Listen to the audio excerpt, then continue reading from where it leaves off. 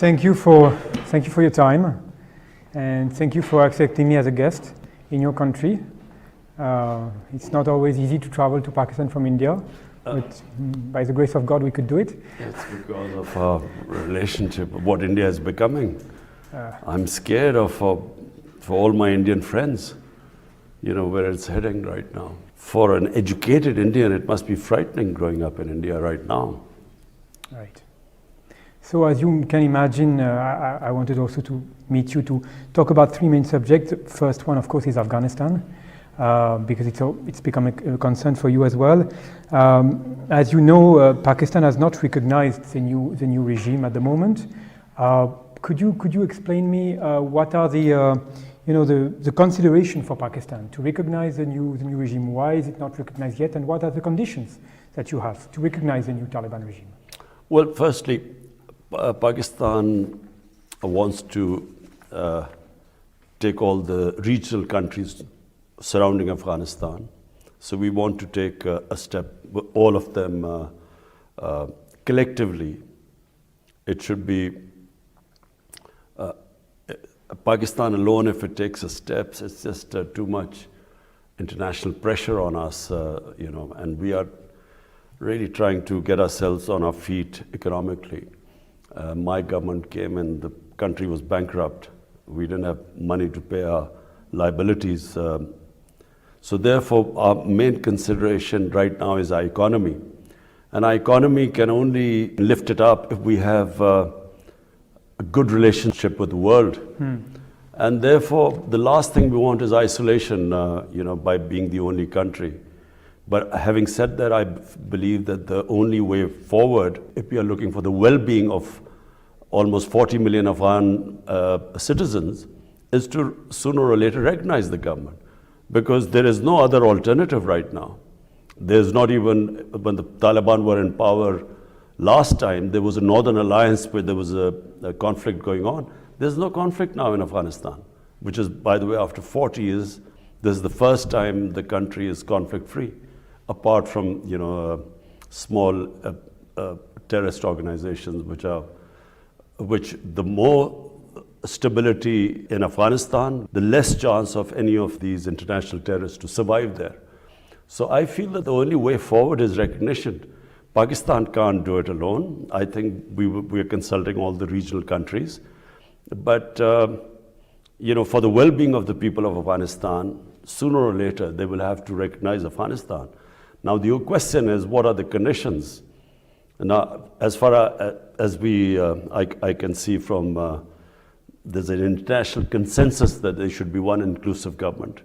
And number two, human rights, specifically female rights, women rights.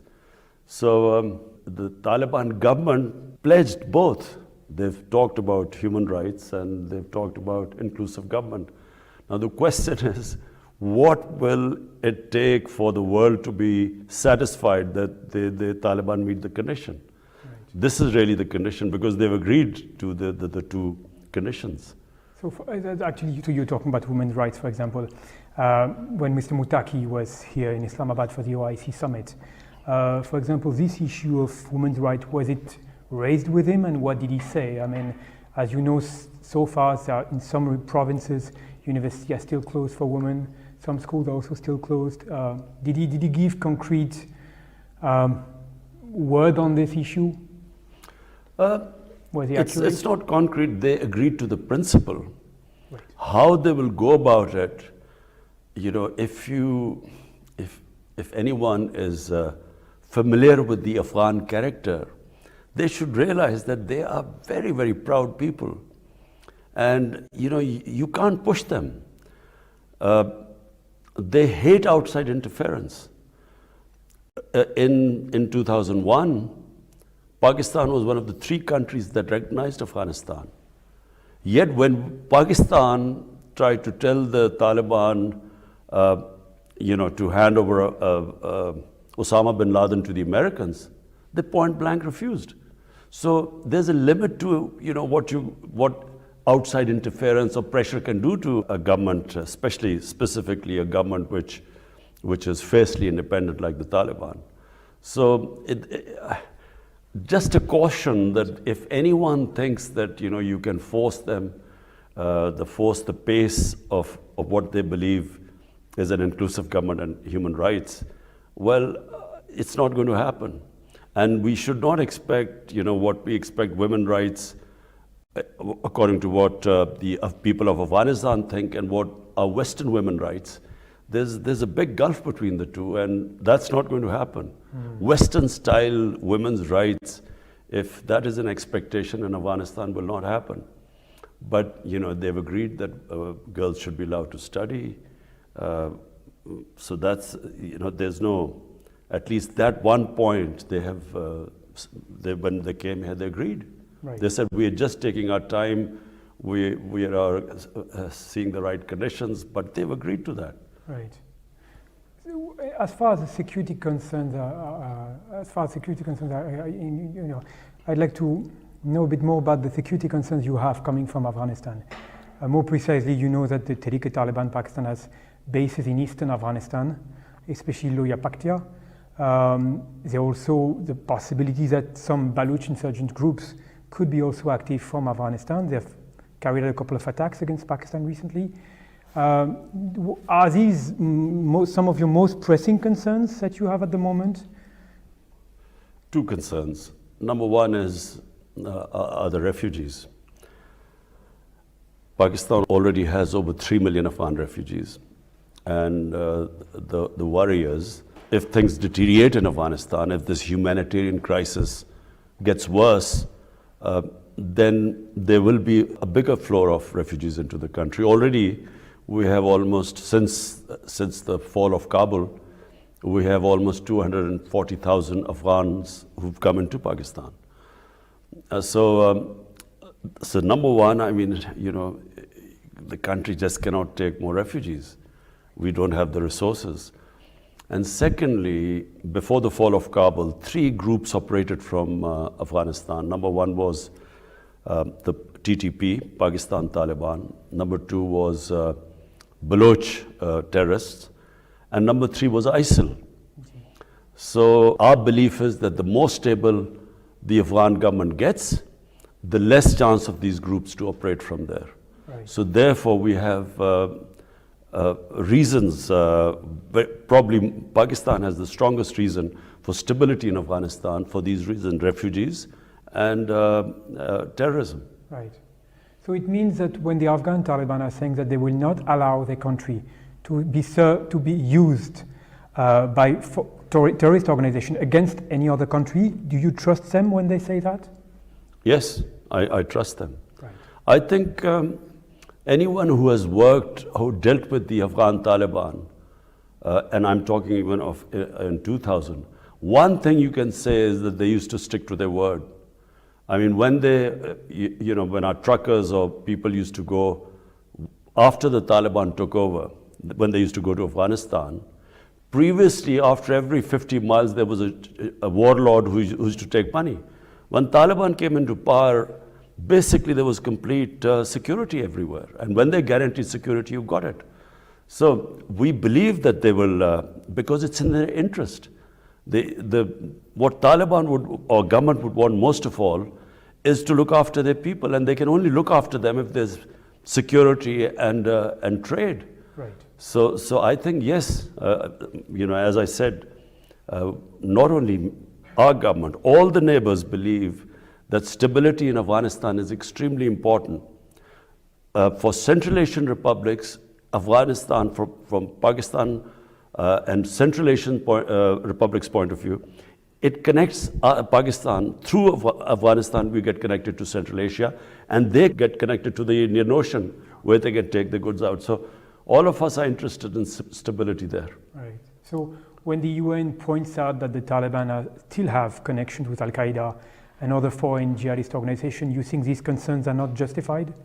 Well, you see, the Taliban will suffer if there's, if there's terrorism from Taliban soil, international terrorism, then they are going to suffer. So it's in their interest to stop the international terrorism. Right. Okay.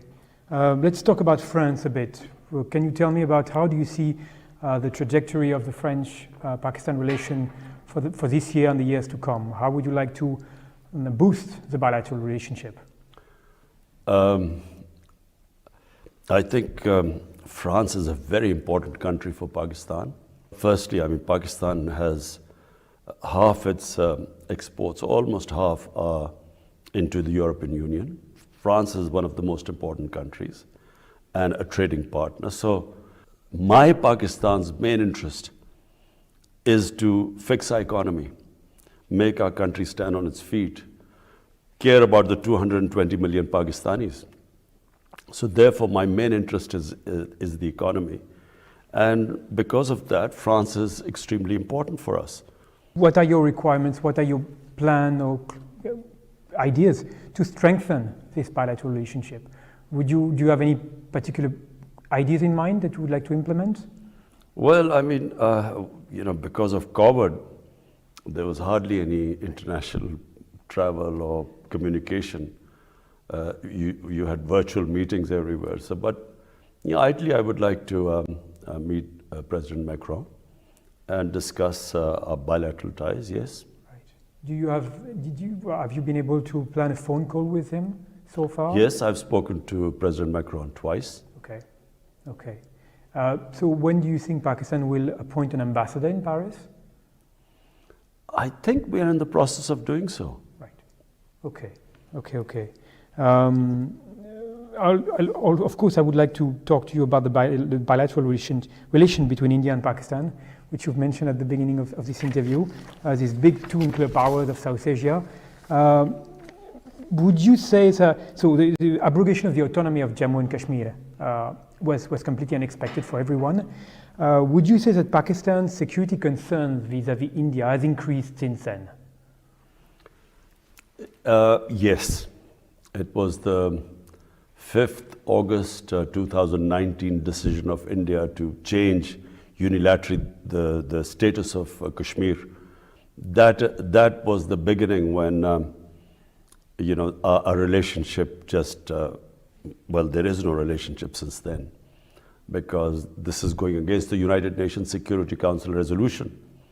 And not just that, it is the way the RSS-led BJP government in India, the way it has conducted its policy towards Pakistan and specifically towards Kashmir.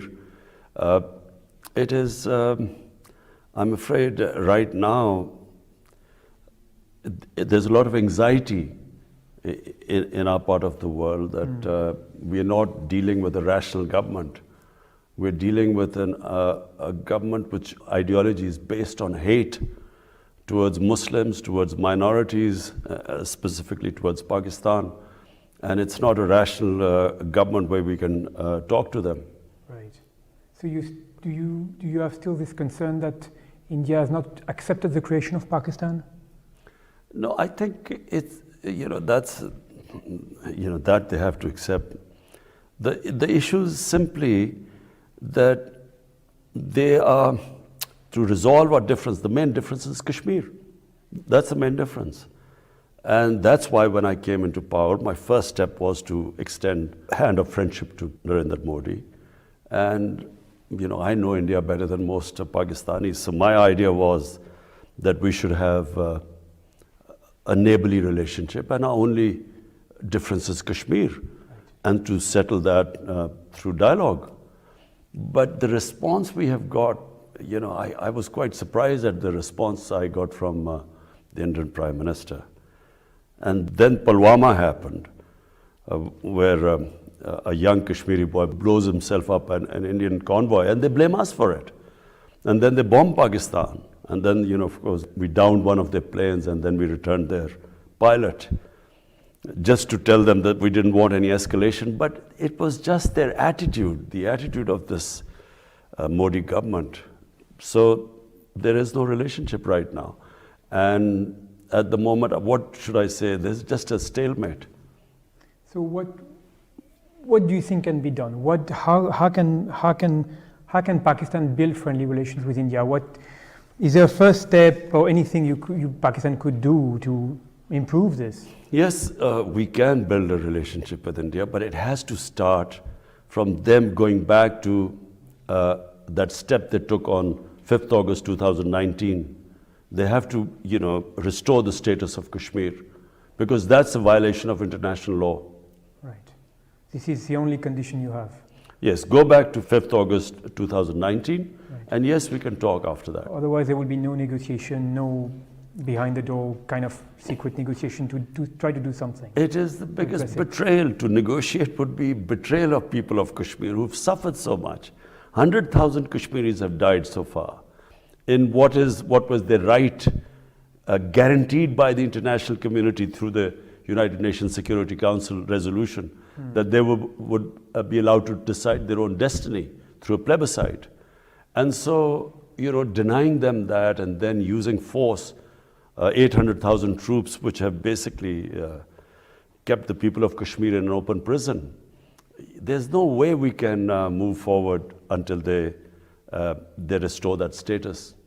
And indeed, actually, it's very interesting because very regularly I receive the press release from the Ministry of Foreign Affairs that condemns the use of force and torture in Kashmir. But let me ask you something that I have in mind. Pakistan regularly denounces this, and I completely understand.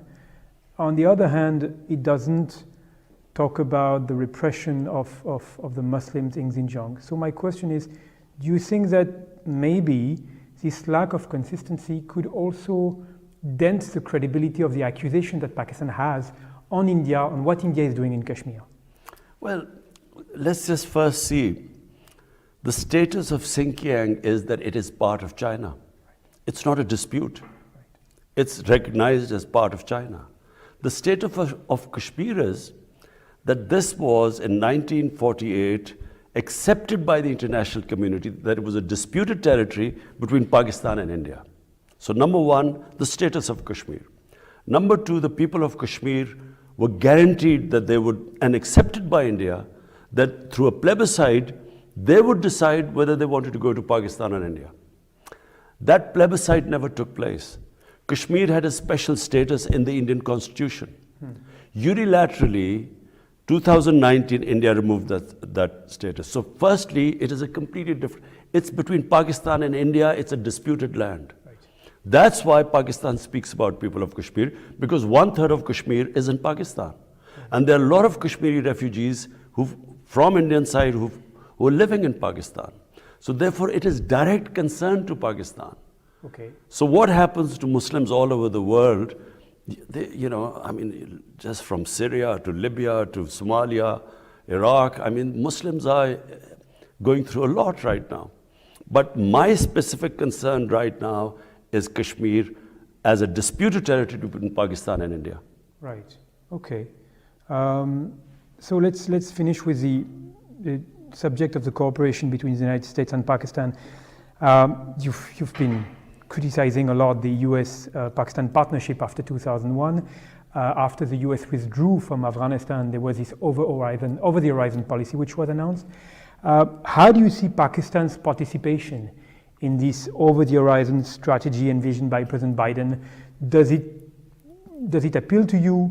And have you seen some concrete response from you or from the US on this? What can be done exactly? No, but first, let me just be clear. Pakistan has very good relationship with the US. We've always had good relationship with the US. There were aspects of the relationship which I have always criticized. And the main aspect which I criticized was this war on terror and in Afghanistan. I never thought there would be a military solution in Afghanistan. For a start, there was no clear idea what they had come to do in Afghanistan. Was it nation building? Was it women's rights? Was it human rights? What were they doing there, or bringing in democracy? So because there were never clear aims, no one knew what they were doing in Afghanistan. I don't think the Americans knew what they were doing there. So what was victory in Afghanistan? No one knew that. So I criticized the Afghanistan adventure throughout, saying there was no military solution, whatever they're trying to achieve.